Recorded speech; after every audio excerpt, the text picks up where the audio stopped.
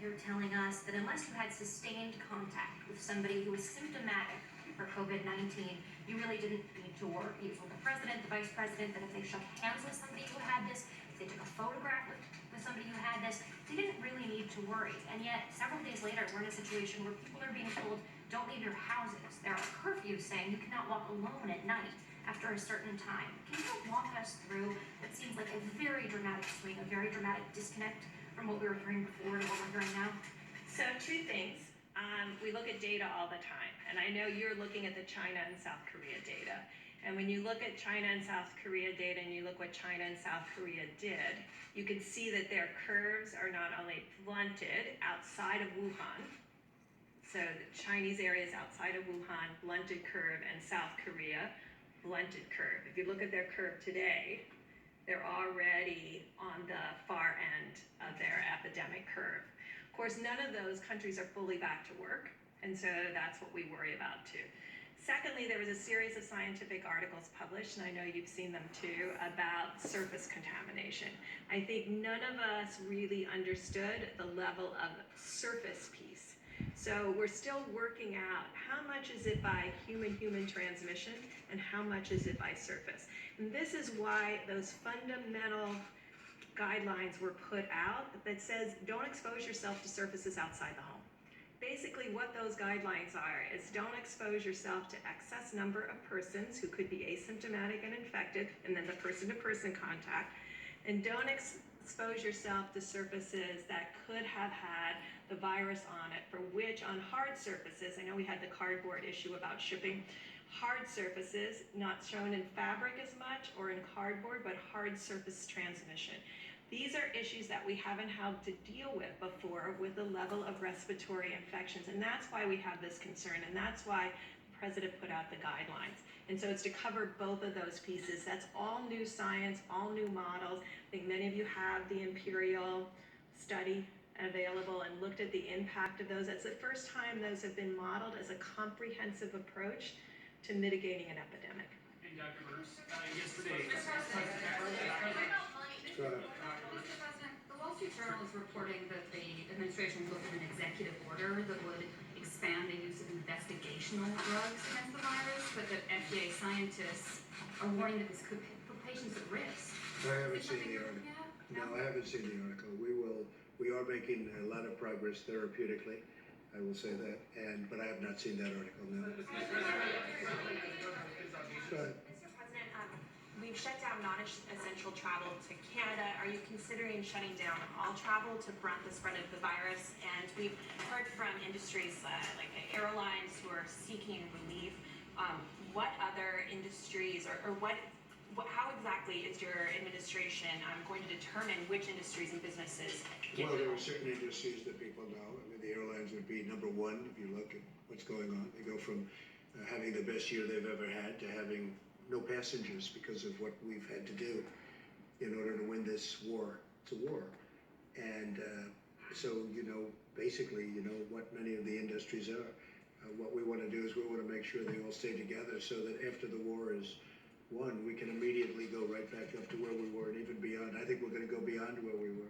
A lot of people are saying that, by the way. We're poised to do that. But we have to win the war first. Yeah, please, go ahead. To follow up on that, Treasury proposed $150 billion today for those industries, but their proposal doesn't detail which industries would get that money and how much. So aside from the airlines, which you just mentioned, what about the cruise industry, the hotels? Yeah. How much of that money do you see them each We're getting? talking about all of it. Haven't detailed it yet. We have detailed it to senators and to members of the House. We have been talking about it, and we're coming up with numbers. Haven't gotten there yet, but certainly hotel industry, the cruise ship industry, the airlines, those are all prime candidates, absolutely. Northern border, sir. When you say temporary, the northern border, yeah. When you say temporary, which is what you said in your tweet, does that mean 30 days? I would say 30 days, and hopefully at the end of 30 days, we'll be in great shape. Jeff, please. I was struck by what Dr. Burke said about millennials and others perhaps not taking some of these warnings as seriously as you would like. Some of those people also seem to be your supporters and conservatives who may be quoting some of what you said at the beginning of this, comparing it to the flu.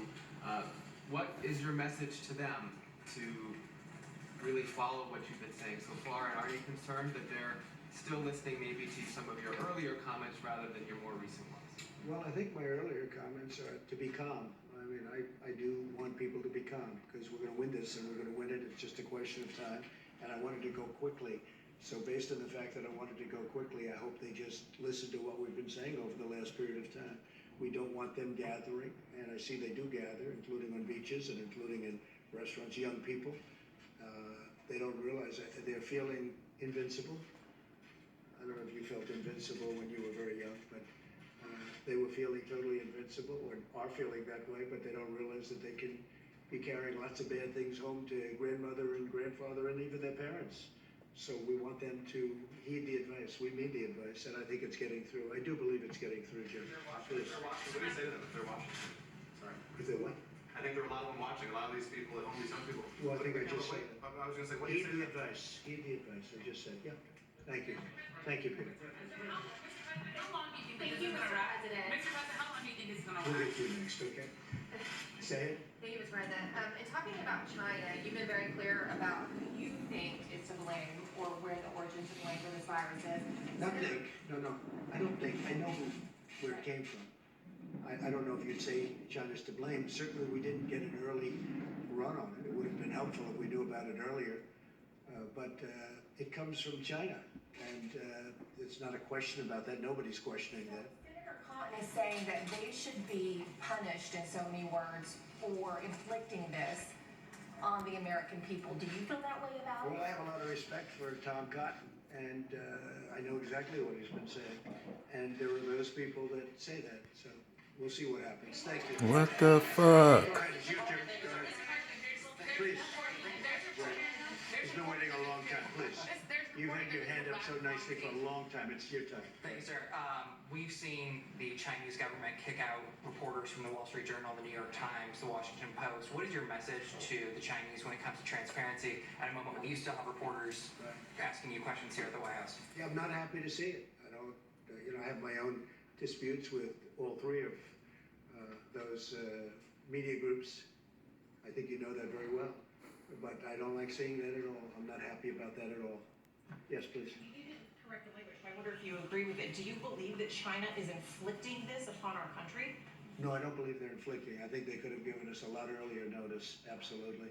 Please. Go ahead, please. Go ahead. Yeah, Mr. President, your credibility ratings are very low. There's a recent NPR poll. Who are you asking that question? I'm asking. Because I see that they're very high. If you look, I'm 95% of the Republican Party. We just had a poll that was done by a very reputable group where I'm beating Sleepy Joe Biden by a lot in Florida, in the state of Florida, and in other states. So I don't really know who you're talking about. All right, Jennifer, go ahead, please. Two questions, if you're willing. So, did you give us an update on your conversation with the airline executive? Yeah. Did you explain to them what's coming? What was their I reaction? did, and they explained to me where they're coming from. I mean, they went from, as I said, full planes, packed, the best year they've ever had by far, to boom, one day empty because of what we have to do to win this war. Or we would have a level of death like people haven't seen before. So they've been fantastic. I mean, they've been great, but they went from being extremely happy to being people that are running companies that are going to need some help, and we'll help them, Jennifer. On SBA loans, would you be willing to give us an update on how that's going? We've been getting some reports that counties have been having difficulty getting. Well, it's going. I mean, there's a lot of influx to those loans, as you can imagine. A lot of people are looking at it, but we're going to be increasing funding a lot. They're very well prepared to do what they have to do, and the SBA is doing a fantastic job. She is doing a really good job, the administrator. John? President, a couple of questions for Dr. Burks, Yeah. if I could. Dr. Burks, French researchers have had some luck with hydroxychloroquine in shortening the duration of disease. Is that something that might be in the arsenal of therapeutics here in the United States? I think we're exploring every one of those issues. The president asked for a critical briefing on that today. He opened with that. It is more than that single drug. There are other drugs that individuals are looking at. Just to go back to what we've talked about many times, there is things that look really good in cell culture against the virus that may look good in small animals and then don't have an impact in humans. And so those are the pieces that we're looking at very carefully. Of course, there's always anecdotal reports, and we're trying to figure out how many anecdotal reports equal real scientific breakthroughs. Second question, are you confident of the seasonality of coronavirus? All we can do is look at the past to inform the future. We know what SARS looked like. We also know, and I just want to put this out, I know you can get it online, look at the curve in China and look at the curve in South Korea. Those curves were accomplished in still the winter season. And so we're trying to understand what those relationships are. We're very interested in the curves in Italy because of their different approach, and we're following every single country's curves. And so all we can do is look at prior coronavirus and prior respiratory infection RNA viruses. These are RNA viruses. When you look at flu in the Northern Hemisphere, when you look at parainfluenza and some of the other cold viruses, and if you look at SARS, that's the way the peak normally occurs. But that is a November to April. We all started later. And so you're asking me to predict based on a later start, and that's what we're trying to really look at China and South Korea to really inform that. All right, Caitlin. A question for Secretary Wilkie, if you don't mind, or you can answer if you'd like. How many veterans of those that need to be tested have been tested? Those that have needed to be tested, we believe we've caught most of them. Right now, we have 44 veterans who have tested positive. Sadly, one has passed in Portland. We are working with state labs and private companies to make sure that testing is available. Because the president had us out aggressively early, we have been in a better place than most healthcare systems in the country. I cannot predict, as Dr. Burke said, when the next surge will be, if it will be, but one of the things that we do at VA is that we prepare for national emergencies, be they national disasters or epidemics. We started preparing for this. We started stockpiling equipment. Our equipment is stable, and I think that's in large part because of the instructions the president gave me. But do you have a number of how many have been tested out of the number that We've you tested several hundred. I can't give you the right. Yeah, we've tested several hundred. Yes, we've tested several hundred. I don't know exactly. I do know that 44 veterans have the virus. Most of those are quarantined at home. Go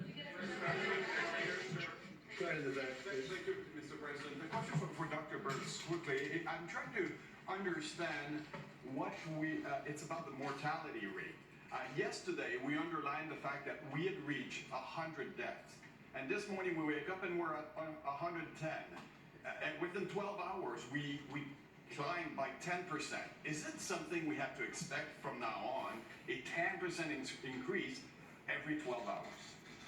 So very early on in each one of these cases, if you look at all of the countries to date, the mortality is higher at the beginning because you're diagnosing the sickest, the ones who came in quite ill. And I just want to remind the American public that still the majority, the risk for serious illness in the majority of Americans are low.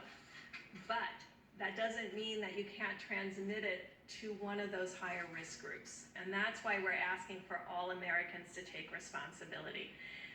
You're seeing mortality or deaths today from infections that occurred 2 to 3 weeks ago in general. The other thing that you're seeing is the dramatic and very difficult impact of this virus in nursing homes. And that's why very early on, the president and vice president had us come out and CMS put those very strict rules in place. And everybody thought we were being too strict and keeping loved ones away from their family and nursing homes. If we're going to solve this with a lower death rate, we have to protect the elderly because of their percent is much higher in mortality than any other age group. Okay. Go ahead, please. Mr. President, there's reporting that the federal government has a plan that shows that this coronavirus outbreak might last as long as 18 months. Are you seeing those numbers? Could it No, this we're not actually seeing last? that at all. And then my second question is, there are some, at least one White House official, who used the term Kung Flu, referring to the fact that this virus started in China. Is that acceptable? Is it wrong? Are you worried that having this virus be talked about as a Chinese virus, that might I wonder who said that. You know who said that? I'm not sure the person's name, but would you condemn the fact? Say the that term Kung Flu- again. A person at the White House used the term Just the term. Kung Flu. My question is, do Kung you flu. think that's wrong, Kung Flu? And do you think using the term Chinese virus, that puts Asian Americans at risk, that people might target them? No, not at all. I think they probably would agree with it 100%. It comes from China. There's nothing not to agree on. How about the last question? Please, go ahead. Gears very quickly. Say it. Switching gears to a larger question here. We've seen that before the pandemic, there were a lot of Americans that were already alienated. We saw deaths of despair increasing through suicide and other things. Now, as these individuals, a lot of times in rural parts of the country, are self-isolating, what is your message to those individuals, and what do you hope that individuals, communities, and churches will do to reach out to My them? message is to all Americans, but to those Americans who are going through a lot, we love them, we're with them, and we will not let them down. Thank you all very much.